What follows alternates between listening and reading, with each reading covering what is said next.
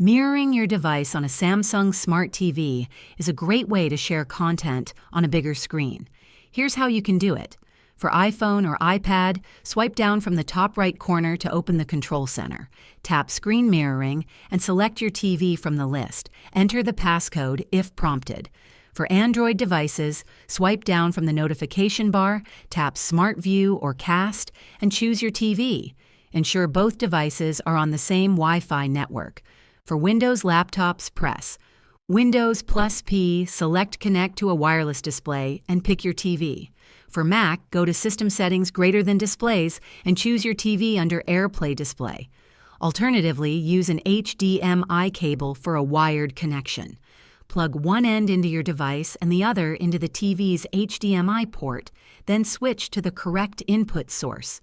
Once connected, your screen will mirror or extend to the TV. Adjust settings as needed. If this tutorial helped you, please like and subscribe for more tips. Thanks for watching.